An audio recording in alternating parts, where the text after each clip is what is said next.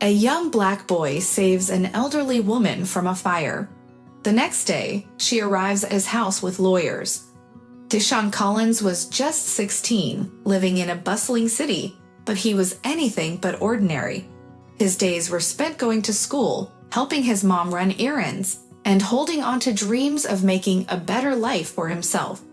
Though his family struggled financially, Deshawn always carried himself with pride and responsibility, known for being a helping hand around the neighborhood. From carrying groceries to doing yard work for the elderly, he had earned a reputation as someone who cared.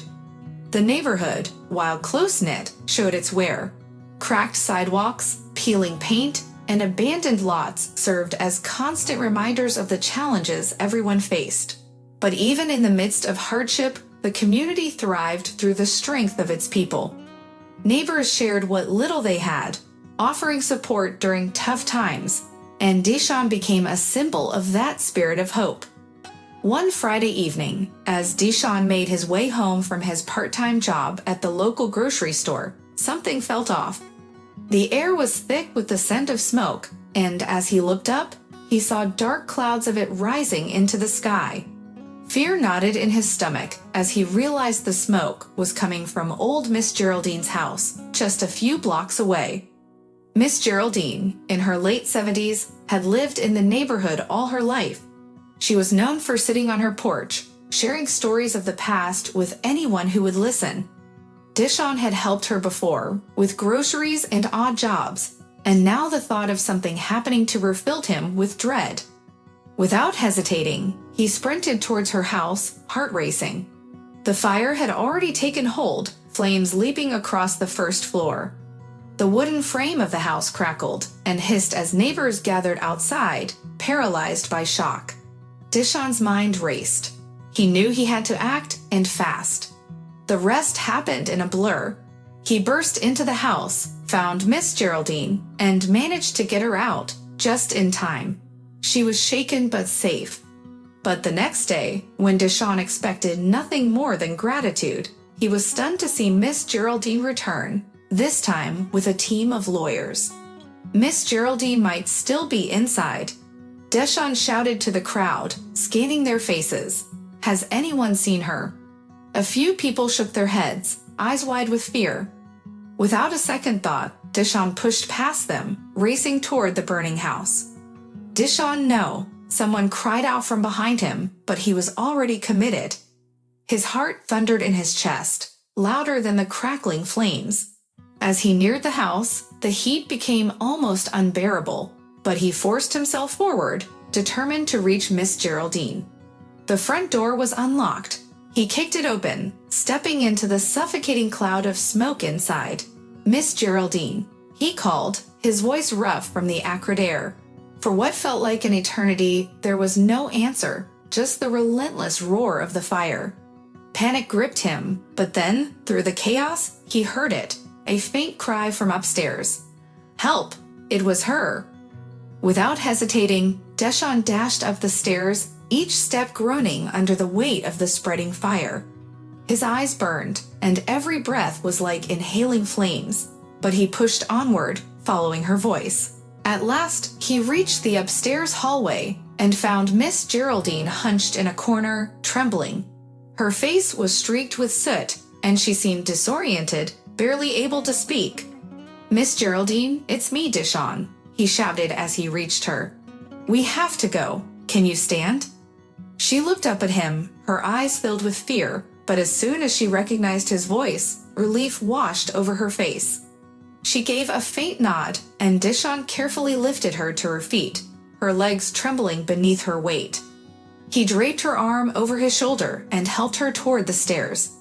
Despite the stifling heat and thick smoke, they moved as quickly as they could.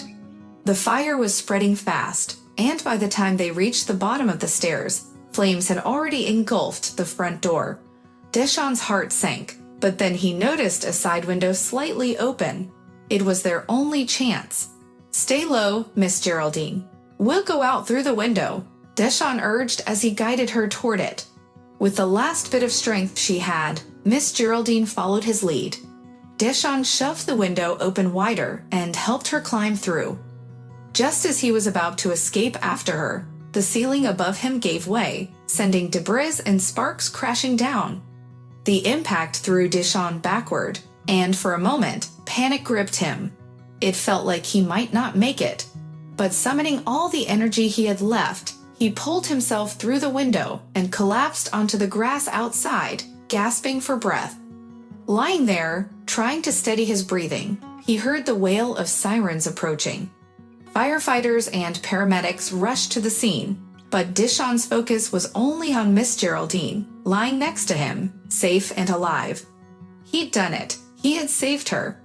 The next morning, Deshawn was at home, resting and nursing a few minor burns and sore muscles from the night before. He thought the ordeal was behind him. Then, a sudden knock at the door shattered the calm of the morning. Deshawn's mother answered the door, curiosity piqued. On the porch stood Miss Geraldine, looking much better than the night before. Beside her were two men in suits, each carrying a briefcase. Raising an eyebrow, Deshawn's mother invited them inside. "Good morning, Mrs. Collins," Miss Geraldine greeted warmly. "I wanted to stop by and thank you and Deshawn for what he did last night." "We're just glad you're safe," Deshawn's mother replied with a smile. Deshawn did what anyone would have done.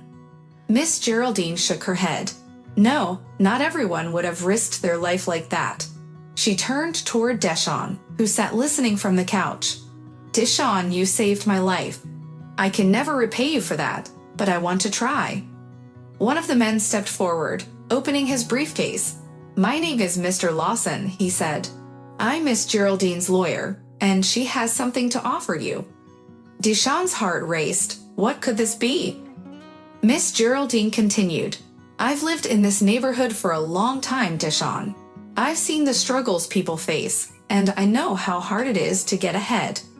I've always believed in giving back, and after what you did for me, I want to give something back to you." Mr. Lawson handed Deshawn an official-looking document. "Miss Geraldine has set up a trust fund for you," he explained. "It will cover your college education and support whatever you need to pursue your dreams." Deshawn stared at the papers, stunned. I don't know what to say," he stammered. "I didn't expect anything. I just wanted to help." "You did more than help," Miss Geraldine said gently. "You gave me a second chance at life. Now I want to give you that same opportunity. You deserve to follow your dreams without worrying about money." Tears filled Deshawn's eyes as he looked toward his mother, who was wiping away her own. "Thank you," he whispered, his voice choked with emotion. "This means everything to me." Miss Geraldine smiled, her eyes soft with kindness. "You have a bright future ahead of you, Deshawn. Go and make the most of it." The trust fund opened doors that Deshawn had never imagined. He pursued his education, working hard with every opportunity. But no matter how far he went, he never forgot the lesson Miss Geraldine had taught him. That kindness and bravery have the power to change lives, not just for a moment, but for a lifetime. Deshawn's story and Miss Geraldine's gratitude remind us of the enduring impact of kindness, courage, and generosity. Deshawn didn't hesitate when he rushed into a burning building to save Miss Geraldine. His selfless act of courage shows that true heroism comes from the heart, not for recognition, but because it's the right thing to do. This story also highlights the power of paying it forward. Miss Geraldine didn't stop at expressing gratitude. She invested in Deshawn's future, showing that when we have the ability to help someone, we can create a lasting, positive impact. Her generosity rewarded Deshawn's bravery and set him on a path toward achieving his dreams. Ultimately, this tale shows that acts of kindness, no matter the size, can ripple through lives in ways we can't always foresee. It reminds us of the strength of community and how one person's actions can make a profound difference in another's life. What would you do in Deshawn's position? Would you have the courage to act? How might you make a difference in someone's life today?